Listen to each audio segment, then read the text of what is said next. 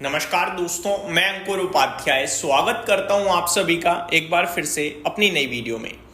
दोस्तों, कल से लेकर फ्राइडे तक कहां पे होगा बड़ा एक्शन, इसी के बारे में इस वीडियो में आप सभी के साथ बात करने वाला हूं। सबसे पहले तो आपको बताना चाहूंगा, ये वीक बड़ा इंपॉर्टेंट वीक है और ये वीक फ्राइडे तक चलेगा बाजार तो, लेकिन सैटरडे को भी बहुत इंपॉर्टेंट दिन है भारतीय बाजार के लिए। और अगली सीरीज जो शुरू होगी वहां पे बड़े इवेंट्स होंगे हमारे पास बात करने के लिए।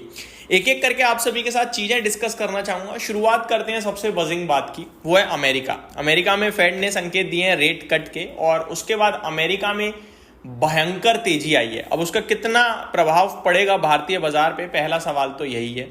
दूसरा सवाल यह है कि एफआईआईज की जो लगातार बिकवाली चल रही है, क्या वहां पे कुछ स्टॉप लगेगा? क्या कोई फुल स्टॉप तो छोड़ो, क्या कोई ब्रेकर भी आएगा या नहीं आएगा? ये देखना समझना बड़ा इंटरेस्टिंग और इंपॉर्टेंट होगा।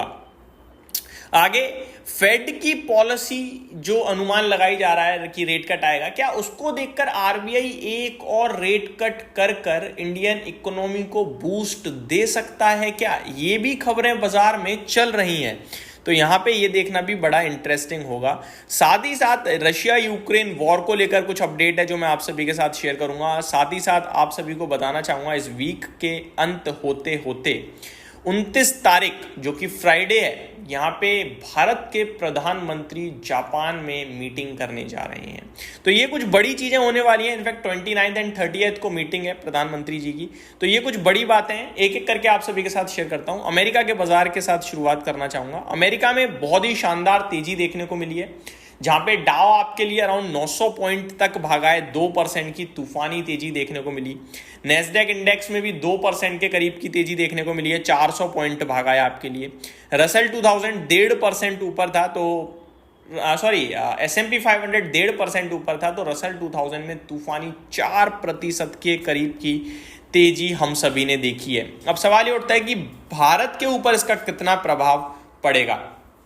तो मेरे को लगता है दोस्तों, इंडियन मार्केट्स पे इसका प्रभाव सेंटिमेंटल होगा। वो प्रभाव गैप अप के रूप में आ सकता है, लेकिन टिकेगा नहीं टिकेगा वो कहना बड़ा मुश्किल होगा। ठीक है, तो ये मेरे को लगता है क्लियर कट। अब टिकेगा नहीं टिकेगा वो हमें कब पता चलेगा? वो मेरे को लगता है पता चलेगा कि 11 बजे के बाद, क्योंकि 11 बजे तक तो गैप अप और वो सेंटिमेंटल चलेगा। 11 बजे के बाद जो ट्रेड करेगा वो बताएगा कि इसका कितना हमारे ऊपर इम्पैक्ट, टिकाऊ इम्पैक्ट है। मेरे को लगता है ग्लोबल मार्केट्स ने उसे कुछ ज्यादा खास फॉलो नहीं करा है, भारतीय बाजार भी शायद उनकी तेजी को उतना फॉलो ना कर पाए। हमारे लिए ज्यादा इंपॉर्टेंट ट्रिगर होगा, जहां तक मुझे लगता है वो होगा कि एफआईआईज और डीआईज क्या करते हैं क्या नहीं करते हैं, ये ज़्यादा इंपॉर्टेंट होगा, मुझे ऐसा लगता है। अगर एफआईआईज की तरफ से सेलिंग थोड़ी कम रही या रुकी और डीआईज जैसे खरीद रहे थे वैसा खरीदा तो अच्छा रहेगा। अगर डेटा की बात माने तो फ्राइडे को तो बड़े लंबे समय बाद डीआईज भी बेच कर गए हैं, वो थोड़ा शॉकिंग था। अगर डीआईज खरीद रहे होते, आई थिंक फ्राइडे जिस हिसाब से बाजार में अचानक गिरावट दिखी हमें, वो गिरावट नहीं दिखती। तो पहला लेवल तो ये हो गया कि निफ्टी पे प्रभाव मुझे लगता है उतना ना पड़े शायद। आगे मैं आप सभी के साथ बात करूं अगर निफ्टी के लेवल्स की, तो निफ्टी हमारे लिए 25,000 के नीचे बंद हुआ है, जो कि एक नेगेटिव मेरे को लगता है सीन था। 25,000 दोबारा टेस्ट करने की कोशिश होनी चाहिए हमारी इतने अच्छे संकेतों के बाद, और 25,000 यानी 130 पॉइंट्स की तेजी, यानी करीब 0.5% ऊपर हो सकता है, इतना इंपैक्ट आ सकता है। और अगर हम 25,000 दोबारा टेस्ट करके ऊपर टिके तो आई थिंक ये जो नीचे हमने लेवल दिखाया है, ये मेरे को लगता है ठीक है। एक वो जो तेजी के बाद वापस से नीचे आना था पुल बैक, वो हो गया कंप्लीट और वापस ऊपर जाने की तैयारी कर रहा है बाजार, ऐसा सोच सकते हैं। लेकिन पुल बैक आया, 25,000 भी नहीं टेस्ट हो पाया, वापस नीचे आने लगे, तो फिर वो समझ लेना वीकनेस है, वो ऊपर नहीं जाने देगी। तो कल 25,000 बहुत इंपॉर्टेंट लेवल होगा। अगर 25,000 ऊपर में टिका रहा तो ही पॉजिटिविटी रखेंगे, अदरवाइज वापस से सोच लेंगे 24,800 की तैयारी हो रही है।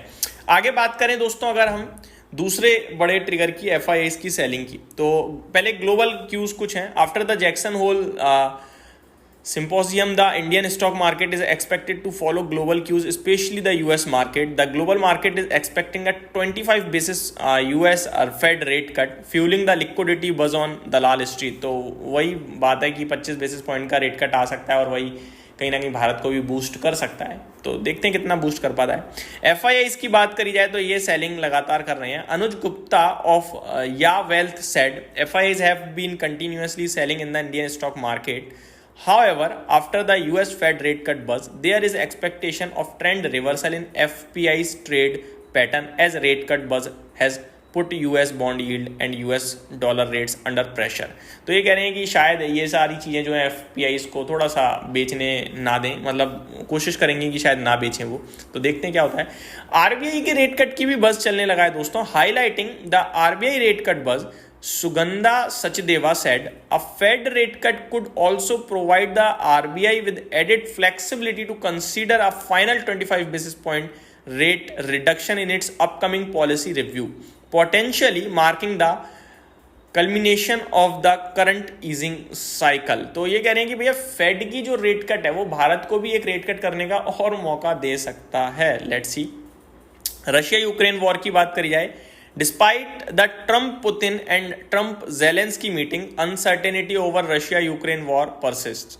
The geopolitical tension is still around and can change the market dynamics at any time। तो ये कह रहे हैं कि भैया मीटिंग वगैरह तो सारी हो गई, बट कोई अभी तक फाइनल कंक्लूजन निकला नहीं है और ये किसी वक्त चीज़ों को बदल सकता है, रशिया यूक्रेन की वॉर। तो ये सारी चीज़ें हैं जो देखना है। साथ ही साथ मैंने आपको बताया प्रधानमंत्री का जापान दौरा बड़ा इंपॉर्टेंट रहेगा 29-30 अगस्त को, और चाइना के साथ भी बातचीत है। तो ये सारी चीज़ें ग्लोबल लेवल पर बड़ा इंपॉर्टेंट रोल प्ले करेंगी। तो ये हफ्ता बहुत इंपॉर्टेंट होने वाला है मार्केट से लिहाज से। ग्लोबल मार्केट में जो जो डेवलपमेंट होंगे उसको देखते हुए मुझे लगता है। यही समाप्त करता हूँ इस वीडियो को। Thank you so much for watching this video. Have a great day guys.